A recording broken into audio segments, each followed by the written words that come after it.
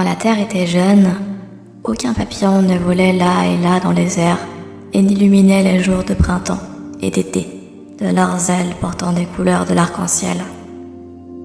Il y avait des reptiles qui furent les ancêtres des papillons, mais ils ne savaient pas voler. Ils ne savaient que ramper par terre. Ces reptiles étaient magnifiques, mais le plus souvent les humains, lorsqu'ils se déplaçaient, ne baissaient pas les yeux vers la terre. Aussi ne voyaient-ils pas leur beauté. En ces temps-là vivait une jeune femme qui s'appelait Fleur de Printemps et qui était une joie pour tous ceux qui la connaissaient. Elle avait toujours le sourire et un mot gentil à la bouche. Et ses mains étaient semblables au printemps le plus frais pour ceux qui étaient atteints de fièvre ou de brûlure. Elle posait ses mains sur eux et la fièvre aussitôt quittait leur corps. Quand elle atteignit l'âge adulte, son pouvoir devint encore plus fort et, grâce à la vision qu'elle avait reçue, elle devint capable de guérir les gens de la plupart des maladies qui existaient alors. Dans sa vision, d'étranges et belles créatures volantes étaient venues et elle lui avait donné le pouvoir de l'arc-en-ciel qu'ils portaient avec eux. Chaque couleur de l'arc-en-ciel avait un pouvoir particulier de guérison que ces êtres volants lui révélèrent. Ils lui dirent que pendant sa vie, elle serait capable de guérir et qu'au moment de sa mort, elle libérerait dans les airs des pouvoirs de guérison qui resteraient pour toujours avec les hommes. Dans sa vision, il lui fut donné un nom, celle qui tisse dans l'air des arcs-en-ciel. Tandis qu'elle avançait en âge, celle qui tisse dans l'air des arcs-en-ciel continuait son travail de guérisseuse et dispensait sa gentillesse à tous ceux qu'elle rencontrait. Elle rencontra aussi un homme, un voyant, et elle le prit pour mari. Ils eurent ensemble 2 enfants et les élevèrent pour qu'ils soient forts, sains et heureux. Les 2 enfants avaient aussi certains pouvoirs de leurs parents et eux-mêmes devinrent plus tard des guérisseurs et des voyants. Tandis qu'elle vieillissait, le pouvoir de celle qui tisse dans l'air des arcs-en-ciel grandit encore plus, et tous ceux qui vivaient dans les environs de la région où elle habitait vinrent à elle avec leurs malades, lui demandant d'essayer de les guérir. Elle aidait ceux qu'elle pouvait aider, mais l'effort de laisser passer en elle tout le pouvoir finit par l'épuiser. Et un jour, elle sut que le moment de remplir la seconde partie de sa vision approchait. Tout au long de sa vie, elle avait remarqué que des reptiles magnifiquement colorés venaient toujours près d'elle quand elle s'asseyait par terre. Ils venaient contre sa main et essayaient de se frotter contre elle. Parfois, l'un d'eux rampait le long de son bras et se mettait près de son oreille. Un jour qu'elle se reposait, un de ces reptiles vint jusqu'à son oreille. Elle lui parla, lui demandant si elle pourrait faire quelque chose pour lui, car elle avait remarqué que lui et ses frères et sœurs lui avaient toujours rendu service. « Ma sœur, dit celui qui rampait, mon peuple a toujours été là pendant que tu guérissais, t'assistant grâce aux couleurs de l'arc-en-ciel que nous portons sur le corps. À présent que tu vas passer au monde de l'esprit, nous ne savons comment continuer à apporter aux hommes la guérison de ces couleurs.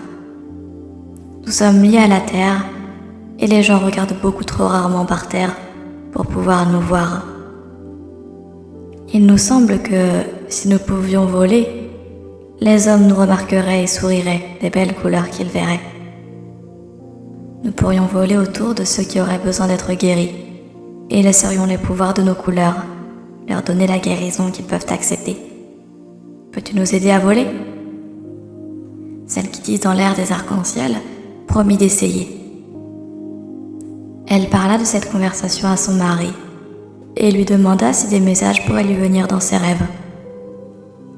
Le matin suivant, il se réveilla, excité par le rêve qu'il avait fait. Quand il toucha doucement celle qui tisse dans l'air des arcs-en-ciel pour le lui raconter, elle ne répondit pas. Il s'assit pour la regarder de plus près. et il vit que sa femme était passée au monde des esprits pendant la nuit. Pendant qu'il priait pour son âme et faisait des préparatifs pour son enterrement, le rêve qu'il avait eu lui revint en mémoire, et cela le réconforta. Quand le moment fut venu de porter celle qui disent dans l'air des arcs-en-ciel à la tombe où elle serait enterrée, il regarda sur sa couche et, l'attendant, se trouvait le reptile qu'il pensait y trouver. Il le ramassa avec précaution et l'emporta. Tandis que l'on mettait le corps de sa femme en terre et qu'on s'apprêtait à le recouvrir, il entendit le reptile qui disait « Mets-moi sur son épaule à présent. Quand la terre sera sur nous, mon corps aussi mourra, mais mon esprit se mêlera à l'esprit de celle qui fut ta femme. Et ensemble, nous sortirons de terre en volant. Alors, nous retournerons vers ceux de mon peuple et leur apprendrons à voler, de façon à ce que se poursuive le travail de ton épouse. Elle m'attend. Pose-moi à présent. » L'homme fit ce que le reptile lui avait dit, et l'enterrement se poursuivit. Quand tous les autres furent partis, l'homme resta en arrière quelques instants. Il regarda la tombe, se souvenant de l'amour qu'ils avaient vécu. Soudain, de la tombe sortit en volant une créature qui avait sur ses ailes toutes les couleurs de l'arc-en-ciel. Elle vola vers lui et se posa sur son épaule. « Ne sois pas triste, mon époux. À présent, ma vision s'est totalement réalisée, et ceux que j'aiderai désormais à enseigner apporteront toujours aux autres la bonté du cœur, la guérison et le bonheur.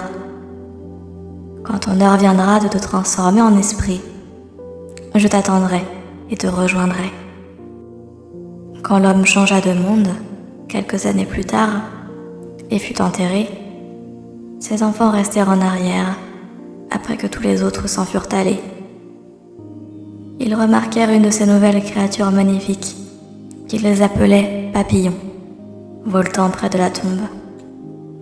En quelques minutes, un autre papillon d'égale beauté sortit en volant de la tombe de leur père, rejoignit celui qui attendait et, ensemble, ils volèrent vers le nord, le lieu du renouveau. Depuis ce temps-là, les papillons sont toujours avec les hommes, éclairant l'air et leur vie de leur beauté. Si vous voulez que votre souhait se réalise, vous n'avez qu'à le souffler au papillon. N'ayant pas de voix, il ira porter votre souhait au ciel jusqu'au grand Manitou, où il sera exaucé. Merci d'avoir écouté cette histoire. N'hésitez pas à la liker si elle vous a plu, à vous abonner à la chaîne et à mettre un commentaire en dessous de la vidéo. Vos retours me sont vraiment très précieux. Merci d'avance. Je vous souhaite une merveilleuse journée ou nuit et vous dis à très vite.